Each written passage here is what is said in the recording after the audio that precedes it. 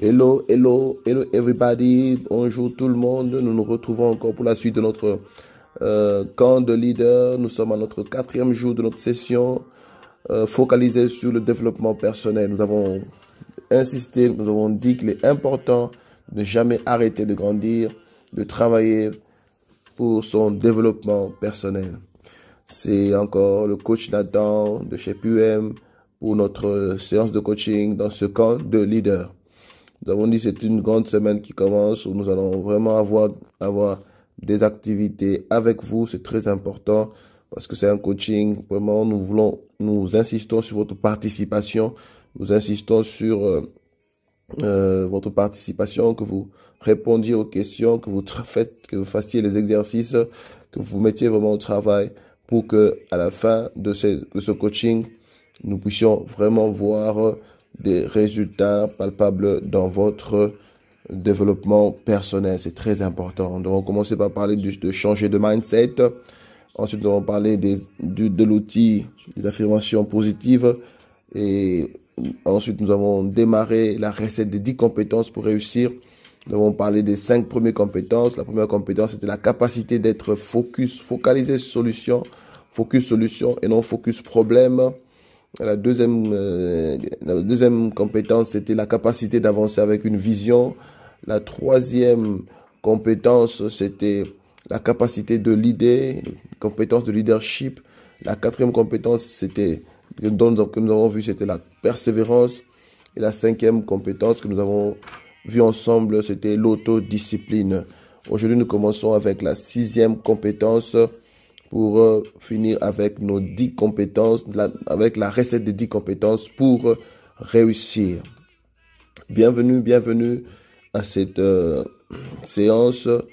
Bienvenue dans cette nouvelle semaine que nous proclamons une semaine de progrès, une semaine de développement et de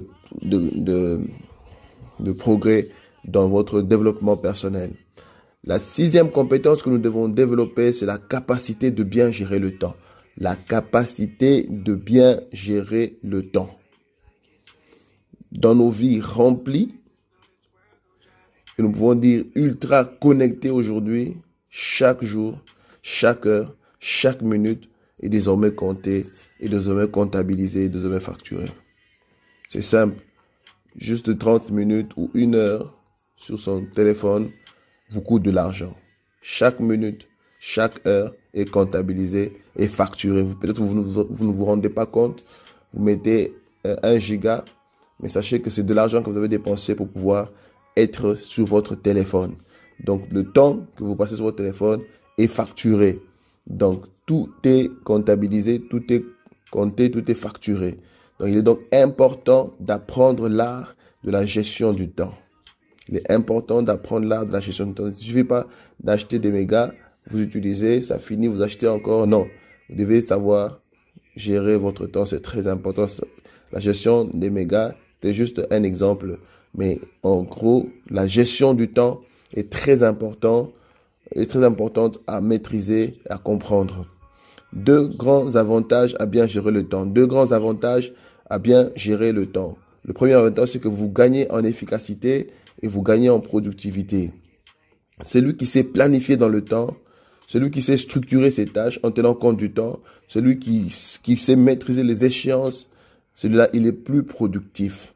Il ne suffit pas de terminer une tâche, de dire j'ai terminé ma tâche, j'ai fait ce qu'il fallait faire, mais on parle de productif quand vous finissez votre tâche en étant optimal avec les ressources qui ont été mises à votre disposition. Et une des ressources importantes dans la gestion de ce que vous faites, dans le traitement des tâches, c'est le temps. Excusez-moi. Voilà. Je suis toujours crispé, mais Dieu va me faire grâce, ça va passer. Voilà. Une des ressources importantes dans le traitement de vos tâches, c'est le temps. 3 facteurs de réussite importants dans tout ce que vous faites, dans vos projets, dans vos affaires, dans ce que vous faites. Le premier facteur, c'est la qualité du résultat. Le deuxième facteur, c'est le coût. Et le troisième facteur, c'est la durée. La qualité, le résultat, le coût et la durée. Vous devez toujours apprendre à mesurer ces trois choses. La qualité du résultat, le coût et la durée. Quand ces trois facteurs sont respectés, c'est là qu'on peut parler d'une réussite. Parce que vous ne pouvez pas dire que vous avez réussi quelque chose que vous devez faire en 2 jours. Vous le faites en 2 semaines et vous parlez de réussite. Vous ne pouvez pas parler de réussite, quelque chose que vous devez faire à $500, vous dépensez $1 500. Vous ne pouvez pas parler de réussite. À moins que vous ayez revu les résultats ou tout le reste. Nous pouvons en parler dans les séances qui viennent. Mais ces trois facteurs, c'est important. Nous insistons sur le troisième facteur qui est le temps. Il doit être bien géré pour parler de la réussite.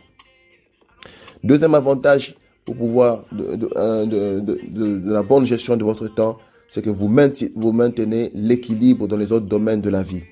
Il est important de savoir qu'il y a 5 domaines importants de la vie.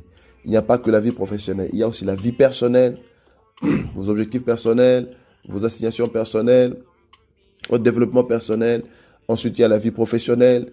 Ensuite, il y a la vie familiale. Il y a la vie communautaire et la vie sociale. Il y a la vie personnelle, la vie professionnelle, la vie personnelle, la vie professionnelle, la vie en famille, la vie en communauté. Communauté, je veux parler des associations ou même des églises. Et puis la vie sociale, c'est avec votre entourage, avec votre voisinage. Tous les domaines doivent avoir du temps ou du temps bien réparti. Quand le temps est bien réparti dans les 5 domaines, vous faites ce que vous devez faire dans les 5 domaines, alors vous maintenez l'équilibre dans votre vie. Vous ne pouvez pas parler d'équilibre quand vous êtes fort, très bien dans votre vie professionnelle et que vous avez des problèmes dans votre vie familiale. Cela va créer un déséquilibre dans la vie. Donc tous les 5 domaines doivent être bien entretenus et avoir du temps consacré à chaque domaine pour parler d'équilibre dans votre vie. Voilà les 2 grands avantages de bien gérer le temps. Premièrement, vous gagnez en efficacité, en productivité. Et deuxièmement, vous maintenez l'équilibre dans tous les domaines de votre vie. Alors, quels sont les principes de base dans la gestion du temps? Les principes de base, nous allons les citer. Il y en a qui sont importants, sur lesquels nous allons revenir dans les séances qui viennent. Mais nous allons parler de quelques principes de base de la gestion du temps. Premier principe, c'est être organisé. Être organisé, c'est très important. Planifiez vos tâches correctement. Classez vos dossiers correctement. Gérez bien vos messages, vos mails. Votre bureau doit être très bien organisé. Traitement des messages, gestion des distractions, gestion des interruptions, gestion des collègues, gestion des bruits, classement de dossiers, physique comme numérique sur l'ordinateur, prise de notes, carnet, agenda. C'est très important.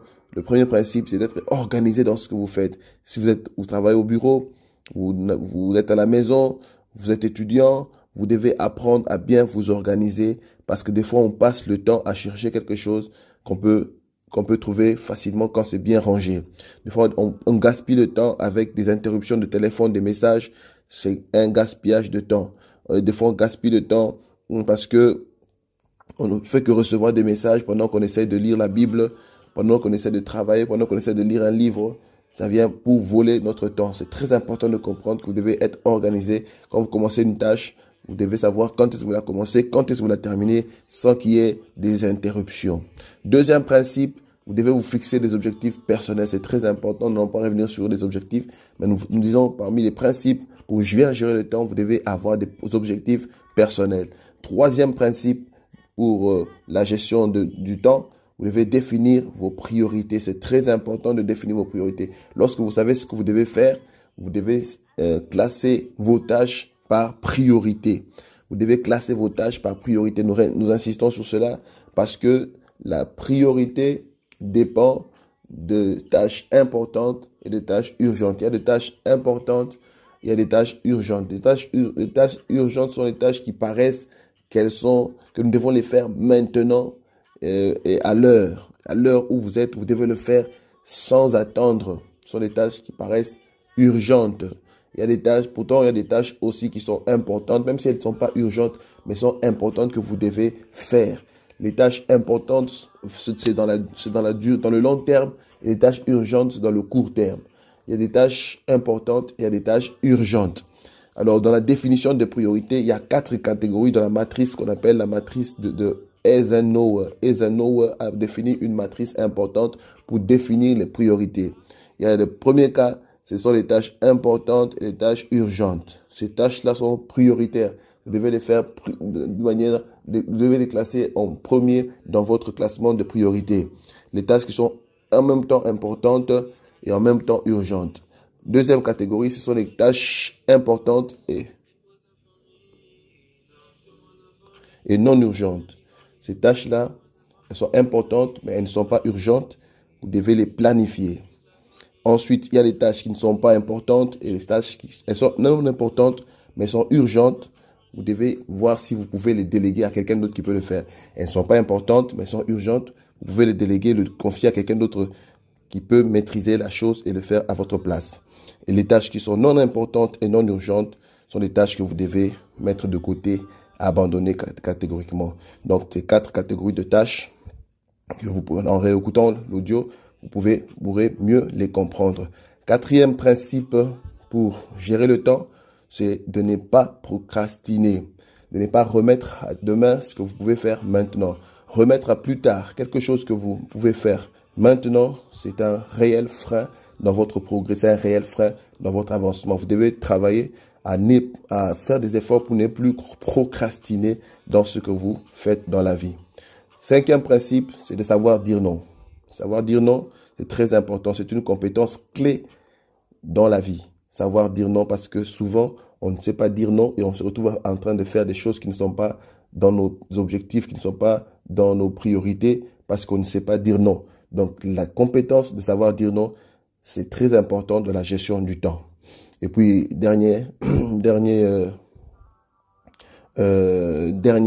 autre principe, c'est de savoir identifier tous les voleurs de temps.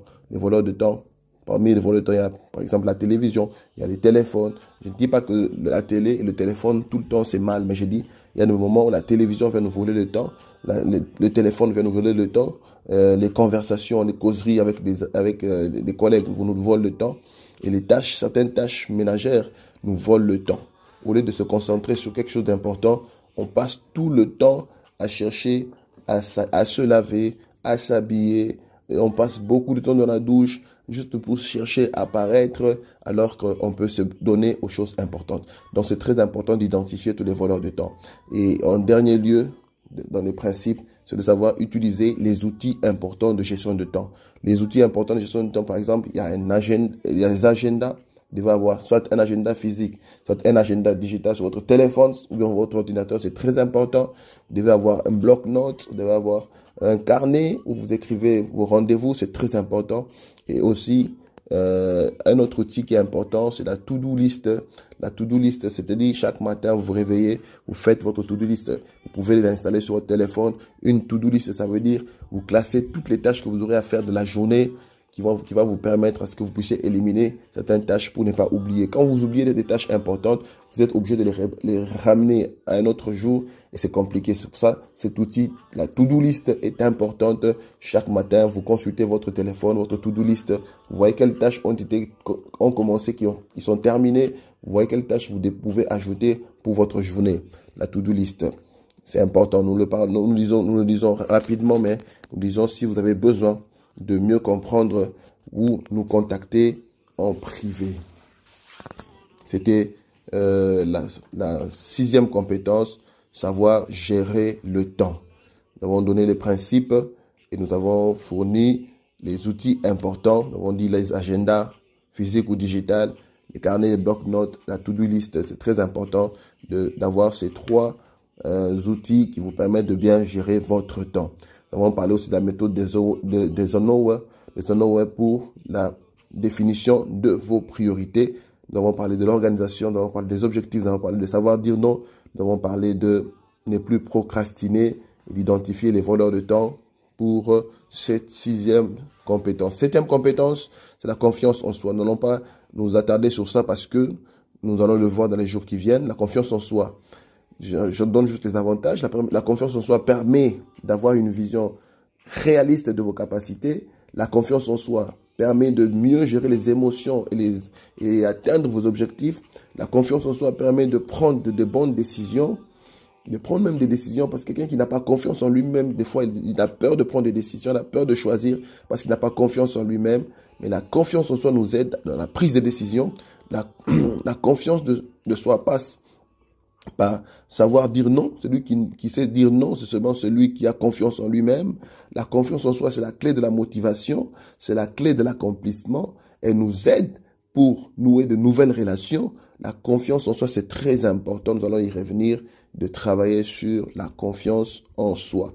8e compétence, c'est la capacité de se mettre en réseau. La capacité de se mettre en réseau. C'est quoi le réseautage? Le réseautage, c'est le fait de développer un réseau professionnel autour de soi-même. C'est le fait d'avoir des contacts avec qui vous échangez soit des services, soit certains avantages. C'est-à-dire, vous avez des contacts qui vous appellent quand ils ont besoin d'un service et que vous appelez quand ils ont besoin, que vous appelez quand vous avez besoin d'eux. C'est-à-dire, vous êtes en réseau. Vous pouvez partager des services. Ça ne veut pas dire que vous partagez ce service-là gratuitement, non. Mais vous savez, dans la vie, on ne contacte que celui qu'on connaît pour faire un service. Donc, vous devez vous mettre avec des gens avec qui vous pouvez échanger des services. Des gens qui peuvent vous recommander quand ils rencontrent quelqu'un qui a besoin de vous. Des gens que vous aussi, vous pouvez recommander. Donc, vous devez vous créer un réseau autour de vous, des personnes avec qui vous pouvez échanger soit des services, soit des connaissances. C'est très important d'avoir un réseau, de développer un réseau autour de soi. L'enjeu principal, c'est que vous devez réseauter avec les profils qui vous ressemblent. Vous ne pouvez pas vous mettre en réseau avec des gens qui ne sont pas du même profil que vous. Vous devez être en réseau avec des gens, développer plus de réseaux avec des gens qui sont dans votre secteur d'activité dont vous pouvez avoir besoin. Ça peut être des fournisseurs, ça peut être des prestataires, ça peut être des consultants. C'est très important de créer un réseau autour de vous, des gens avec qui vous pouvez échanger des services ou échanger des connaissances ou avancer dans ce que vous faites. Avoir beaucoup de contacts, c'est bien, mais rencontrer des profils qui vous ressemblent et qui sont en cohérence avec votre profil, c'est mieux. Ce ne sont pas des contacts sans objectif. Vous créez des connexions, vous créez des opportunités. Quand vous vous mettez en réseau, vous créez des opportunités. Parce que dans le réseau, vous pouvez rencontrer des gens qui ont besoin de vous, etc., etc. 3 objectifs principaux dans le réseautage. Premier objectif, c'est que vous devez vous entourer. Ne restez pas isolé dans votre domaine. Ne restez pas isolé dans votre domaine. Quel que soit votre domaine de service, même là où vous travaillez, dans le domaine dans lequel vous évoluez, dans les affaires que vous faites, même dans n'importe quel domaine, vous ne devez pas rester seul. Vous devez chercher à vous entourer de bonnes personnes qui peuvent vous aider à avancer. L'isolement est le pire ennemi de la fructification de vos affaires. Celui qui veut se lancer dans les affaires, qui veut se lancer dans l'entrepreneuriat, celui qui veut se lancer dans la création d'entreprise, il doit savoir qu'il ne peut pas rester isolé.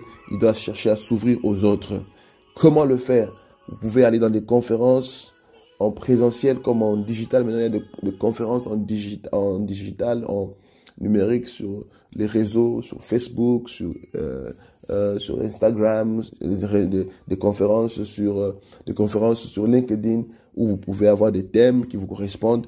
Et en allant dans cette telle conférence, vous pouvez nouer des relations, vous pouvez partager votre carte de visite, vous pouvez faire des connaissances, créer des relations, c'est très important. Donc le premier objectif dans le réseautage, entourez-vous, ne restez pas isolé dans votre domaine. Deuxième objectif, trouvez des consultants ou des fournisseurs de qualité. Ça veut dire dans ce que vous faites, si vous vendez des trucs, vous êtes vendeur, vous êtes dans le commerce, vous devez trouver des bons fournisseurs avec qui vous devez être en réseau. Vous savez, quand j'ai besoin de telle marchandise, je sais voir telle personne, je sais contacter telle personne qui peut m'aider à voir telle autre personne. C'est très important de trouver des consultants ou des fournisseurs de qualité pouvant répondre à vos problématiques. Troisième objectif, récupérer une base de données de contact. Vous devez avoir une base de données de contact. Dans votre téléphone, quand vous ouvrez, n'ayez pas seulement que des amis, des frères et des sœurs, mais vous devez avoir aussi des bons contacts. Vous savez que quand j'ai tel besoin, je peux appeler telle personne. Quand il a tel besoin, il peut m'appeler. J'ai tel contact, telle personne est dans son numéro dans mon téléphone. Et quand je l'appelle, il peut décrocher. Et quand vous avez ce contact, ne le perdez pas. Entretenez les relations, même à distance, par un message de temps en temps pour entretenir les relations et entretenir en même temps votre réseau. C'est très important. Donc, vous devez savoir être capable de créer un réseau autour de vous si vous voulez avancer, si vous voulez réussir, vous voulez atteindre vos objectifs. Créez-vous un réseau autour de vous. C'est très important. Donc, on dit, 8e compétence à développer pour réussir dans ce que vous faites. Vous devez créer un réseau autour de vous. C'est très important. Vous devez travailler à cela. Vous voyez qu'il y a une conférence dans la ville, quelque part. Allez-y avec vos cartes de visite. Contactez des personnes. Créez des relations. Ne soyez pas timide. Surpassez-vous. Sortez de votre zone de confort et créez-vous un réseau autour de vous. C'est très important. 9e compétence à développer pour réussir, c'est l'adaptabilité et la flexibilité. J'ai dit l'adaptabilité et la flexibilité. Cette compétence manque à beaucoup de personnes qui se retrouvent dans des situations où ils ne savent plus évoluer parce qu'ils ne savent pas s'adapter à de nouveaux contextes. Ils ne savent pas être flexibles pour avancer dans de nouveaux contextes ou de nouvelles situations. L'adaptabilité, c'est l'aptitude à choisir les compétences dont on a besoin en fonction du contexte. Et la flexibilité, c'est la capacité à modifier son comportement, même si au fond, tu n'as pas changé, mais tu sais manifester un nouveau comportement qui te permette de te maintenir dans la nouvelle situation ou dans le nouveau contexte où tu te retrouves. Par exemple, la Covid est venue, personne ne pouvait sortir de sa maison, tout le monde est resté à la maison. On a créé le télétravail, les gens ont commencé à travailler à la maison. Automatiquement, tout le monde devait s'adapter et créer de nouvelles compétences en informatique, savoir utiliser le Zoom, savoir utiliser Instagram ou Facebook. Et les gens se sont adaptés. Dans la vie, quand vous ne savez pas vous adapter, vous aurez des difficultés pour avancer. L'adaptabilité et la flexibilité, c'est deux éléments incontournables quand vient le changement. Quand le changement arrive, vous devez être capable de vous adapter, vous devez être capable d'être flexible pour pouvoir résister ou réussir dans la nouvelle situation. En général, quand on parle de l'adaptabilité, de la flexibilité, c'est la capacité de bien réagir dans une situation de changement. C'est la capacité de modifier votre plan d'action. C'est la capacité de saisir les opportunités. C'est la capacité d'apprendre de nouvelles façons de faire. C'est la capacité de résister à la panique, de résister à la peur qu'apporte le changement. C'est aussi la capacité de se remettre en question ou de sortir de sa zone de confort. Développer cette compétence, c'est très important. Il peut arriver que vous changez de pays, il peut arriver que vous changez de province, il peut arriver que vous vous retrouvez dans une province où on ne parle pas la langue que vous connaissez, il peut arriver que vous êtes muté à un endroit où que vous ne maîtrisez pas, il peut arriver, vous devez être capable de vous adapter, être flexible pour pouvoir résister dans la situation nouvelle qui se présente devant vous. Par exemple encore, la vague des nouvelles technologies. Tout le monde doit s'adapter avec le numérique aujourd'hui. On ne peut pas imaginer aller loin sans tenir compte de cette compétence dans le numérique. C'est très important. Soit c'est vous qui devez maîtriser, soit c'est votre collaborateur ou un membre de votre équipe qui doit maîtriser cela. Mais si vous travaillez seul, c'est vous-même. Vous devez faire des efforts pour vous adapter aujourd'hui aux nouvelles technologies. Vous ne pouvez pas avancer sans cette compétence. C'est très important. Aujourd'hui, par exemple, les grandes entreprises qui se basaient seulement sur la publicité extérieure, les panneaux et tout ça, la plupart a migré dans la publicité numérique parce qu'ils savent que c'est là qu'il y a beaucoup plus de gens. Dans le numérique, vous pouvez atteindre beaucoup plus de gens. Je prends l'exemple dans le domaine de la musique. Vous pouvez faire des CD où vous ne savez pas vendre 10 ou même 100 à 500 CD, alors que vous pouvez vendre votre musique sur les plateformes numériques. C'est très important. Une musique peut-être qui n'est pas écoutée, elle peut être vendue chaque fois qu'on l'écoute. Elle vous rapporte quelque chose sur le plan numérique. C'est très important de savoir vous adapter. Ne restez pas coincé dans votre ancienne façon de faire. Dites, non, moi, j'aime pas.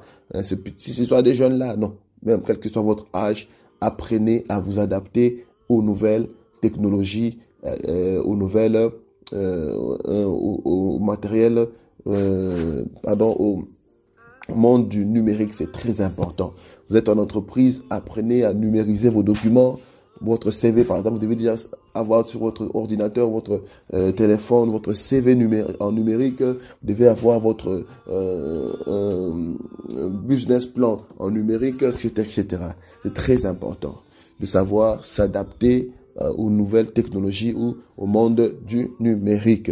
Et c'est aussi important de savoir s'adapter. Pour vous qui cherchez de l'emploi, vous devez savoir vous adapter à de nouvelles compétences. Par exemple, parler anglais, l'informatique, développer la capacité de négocier, la communication, maîtriser l'art de se présenter. Vous cherchez de l'emploi, mais vous savez pas comment, vous maîtrisez pas l'art de vous présenter. Vous ne maîtrisez pas la communication. C'est un danger dans votre quête d'emploi parce que vous serez appelé à passer par une interview. C'est très important de pouvoir maîtriser cela. Il n'y a pas que ceux qui cherchent de l'emploi, il y a aussi ceux qui ont des projets, ceux qui ont des affaires qui veulent commencer. Et vous avez toujours besoin de savoir comment rédiger votre CV, de comment élaborer un business plan, de comment élaborer un manuel de projet. Ces choses sont importantes pour votre croissance. Alors, adaptez-vous, soyez flexible et essayez de développer ces choses, essayez d'apprendre ces choses malgré votre âge, malgré vos occupations, malgré votre temps. Mais quand c'est votre domaine, vous devez apprendre à faire ce que vous devez faire par rapport au temps, par rapport à la nouvelle situation. Par rapport à la rédaction du CV, par rapport à l'élaboration du business plan ou du manuel de projet. Si vous avez des difficultés, que vous voulez apprendre cela, vous pouvez toujours nous contacter en PV. On peut vous aider dans ce sens-là. Soyez capable de vous adapter au contexte.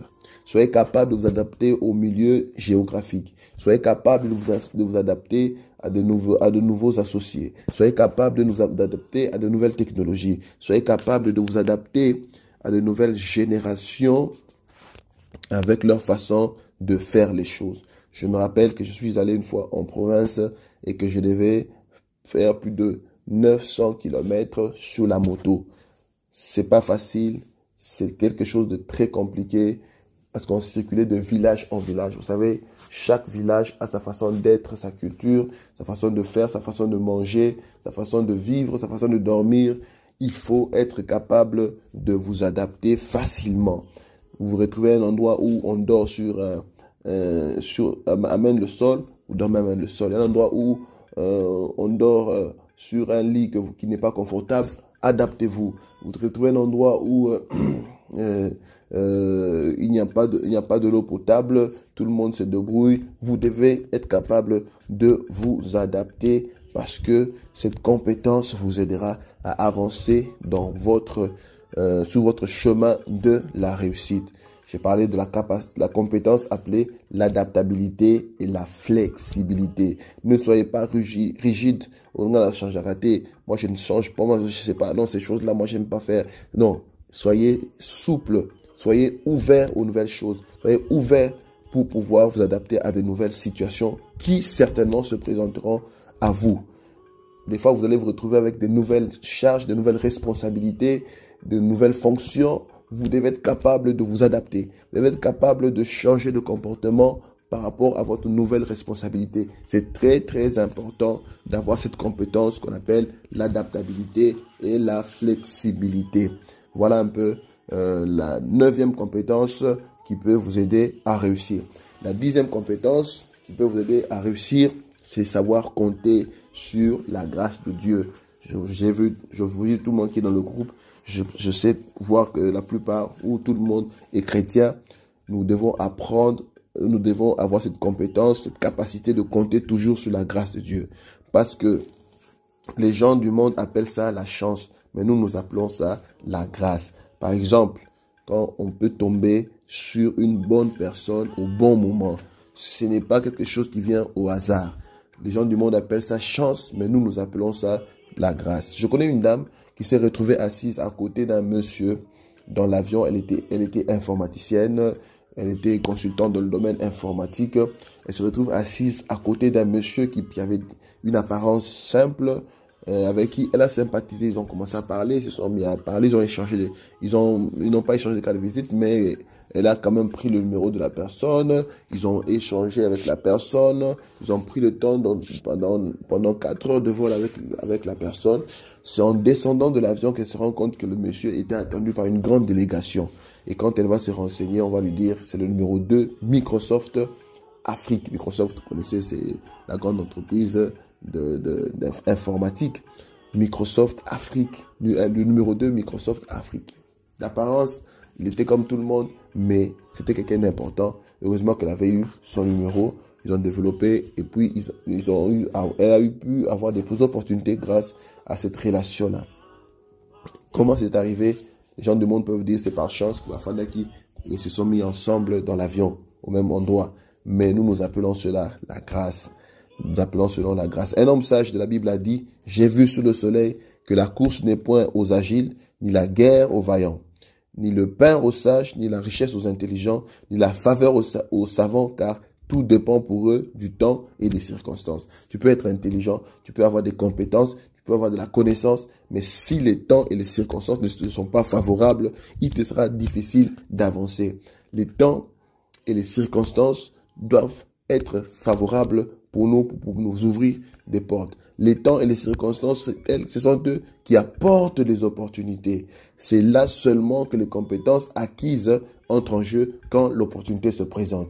Parce que c'est très important de comprendre cela. Le temps et les circonstances vont créer des opportunités devant vous et ces opportunités doivent vous trouver préparés avec des compétences qui vous permettent de pouvoir saisir ces opportunités. Donc, nous devons compter sur la grâce de Dieu parce que celui qui gère les temps et les circonstances, c'est Dieu, le maître des temps et des circonstances. Les temps et les circonstances sont au service de Dieu. C'est Dieu qui les dispose comme il veut. C'est pour ça qu'il y a dans le cœur de l'homme tant de projets, mais seuls les projets de Dieu se réalisent. Seuls les projets que Dieu favorise peuvent se réaliser. Avec Dieu, il va disposer les temps et les circonstances en votre faveur. Mais quand l'opportunité va se présenter, soyez prêts avec les compétences qu'il faut pour pouvoir avancer. Ne croisez pas les bras seulement en attendant que Dieu vous fasse grâce, mais pendant que vous attendez la grâce de Dieu, avant qu'elle arrive, que les opportunités arrivent, soyez préparés et les compétences qu'il faut pour pouvoir saisir et profiter de l'opportunité qui se présente à vous. Nous insistons et nous le disons, soyez capables de compter toujours sur la grâce de Dieu. Ne comptez pas sur vos efforts, mais comptez sur la grâce de Dieu qui dispose des temps et des circonstances en votre faveur et travaillez sur vous-même, c'est très important. Voilà les 5 compétences qui conduisent à la réussite qui restaient sur la recette des 10 compétences. La recette des 10 compétences, c'est très important. Nous avons parlé de 10 compétences que nous devons développer. La première compétence, c'est la capacité d'être focus solution et non focus problème. La deuxième capacité, vous pouvez suivre dans l'audio qui a précédé celui-ci. Deuxième compétence, c'est la capacité d'avancer avec une vision. Troisième compétence, c'est la capacité d'être un leader. La quatrième compétence, c'est la persévérance. La cinquième compétence, c'est l'autodiscipline. La sixième compétence, c'est la capacité de bien gérer le temps. La septième compétence, c'est... La septième compétence, c'est la confiance en soi. La huitième compétence, c'est la capacité de se mettre en réseau. La neuvième compétence, c'est l'adaptabilité, la flexibilité. Et puis la dixième compétence que nous avons donnée, c'est la capacité de compter sur la grâce de Dieu. Voilà la recette des 10 compétences qui vous aident à réussir dans ce que vous faites. Travaillez à cela. Le développement personnel vient avec le travail. L'apôtre Paul dit, appliquez-vous à ces choses. Vous devez vous appliquer de manière à ce que vous développiez ces compétences en vous. Quand vous manquez l'adaptabilité, la flexibilité, vous pouvez rater certaines opportunités. Je me rappelle quand je devais aller en mutation, aller en mission à l'intérieur du pays, plus précisément dans un village à plus de 50 km de Kikwit, dans une brousse où on avait aménagé un endroit pour exécuter le projet. La question que vous nous avez posée, êtes-vous capable d'aller travailler dans des milieux comme ça? Il fallait s'adapter. Il n'y avait pas d'eau potable. On a dû faire des techniques pour pouvoir avoir de l'eau potable. On a dû s'adapter, vivre, dormir dans des conditions difficiles. Mais pendant plus de 3 mois, nous avons résisté, nous sommes adaptés à cette nouvelle situation. C'est très important de développer ces 5 compétences pour réussir et avancer dans ce que vous faites. Ne les prenez pas à la légère, la persévérance, l'autodiscipline, toutes ces choses, c'est très important de pouvoir les développer en vous. Elles vont vous aider à avancer sur le chemin de votre réussite. Alors, aujourd'hui, nous allons avoir un devoir, mais ce sera un devoir à remettre, contrairement au premier qui n'était pas obligatoire à remettre, mais celui-ci, vous devez le remettre. Vous m'écrivez sur mon numéro en PV pour me donner la réponse à cet exercice. S'il vous plaît, appliquez-vous. S'il vous plaît, mettez-vous au travail. Vous avez intégré le groupe camp de leader avec un objectif. Alors, c'est en faisant ces choses que vous pouvez atteindre votre objectif. Dieu bénisse ceux qui sont déjà en train de réagir par rapport à ce que nous sommes en train de faire. 2 exercices importants. Le premier exercice, faites une liste des voleurs de temps dans votre gestion du temps. Quels sont les voleurs de temps? Qu'est-ce qui vous prend du temps inutilement? Qu'est-ce qui vous distrait dans votre travail, dans votre activité? Faites une petite liste, envoyez-la moi à mon numéro en PV. J'ai le contact de tout le monde. Il suffit de m'envoyer un message, je saurai de qui il s'agit. Deuxième exercice, répondre à ces questions. Première petite question, êtes-vous capable de dire non facilement? Ici, vous répondez juste par oui ou non. Êtes-vous capable de dire non facilement? Deuxième petite question, qu'est-ce qui vous pousse souvent à procrastiner? Qu'est-ce qui vous pousse souvent à remettre à demain? Est-ce la peur? Est-ce le doute? Est-ce la fatigue? Est-ce la négligence? C'est très important de répondre à cette question. Au-delà de ce que moi j'ai cité, il peut y avoir d'autres raisons. Qu'est-ce qui vous pousse souvent à procrastiner ou à remettre à demain ce que vous devez faire? Troisième petite question, avez-vous des personnes autour de vous que vous pouvez considérer comme étant votre réseau? Avez-vous des personnes autour de vous que vous pouvez considérer comme étant votre réseau? Si oui, ils sont combien? Si oui, ce n'est pas la peine de me donner leur nom, mais dites-moi, est-ce que vous avez des gens autour de vous que vous pouvez considérer comme étant votre réseau? Si c'est oui, vous me dites c'est 2 personnes, c'est 3 personnes, c'est 10 personnes, c'est 14 personnes, c'est une seule personne. C'est très important de pouvoir réfléchir sur cela. Je reviens sur le premier exercice, identifier les voleurs de temps. Qu'est-ce qui vous prend du temps inutilement? Et puis deuxièmement, qu'est-ce qui vous distrait dans votre travail? Faites une petite liste. Deuxième exercice, répondre à ces questions. Êtes-vous capable de dire non facilement? Qu'est-ce qui vous pousse souvent à procrastiner ou à remettre à demain? C'est la peur, la doute, la négligence, la fatigue. Et puis, avez-vous des personnes autour de vous que vous pouvez considérer comme étant votre réseau? Si oui, combien? C'est un exercice à remettre, comme nous avons dit, pour vous permettre de vous aider si le besoin se présente. Si c'est un cas qui demande à ce qu'on puisse vous aider, nous le saurons. Alors répondez-nous en privé en faisant cet exercice. Je sais que vous êtes super chargé, mais prenez quand même quelques temps, juste 30 minutes, juste 20 minutes, juste 15 minutes à répondre à ces questions après avoir écouté cet audio. Donc si vous êtes déjà capable d'entendre cet exercice, ça veut dire que vous avez écouté tout l'audio, alors remettez-nous les réponses à ces exercices. Alors nous vous disons pour aujourd'hui, bonne journée, Dieu vous bénisse, Dieu bénisse vos activités. Nous sommes ouverts à tout contact en PV. Bonne journée.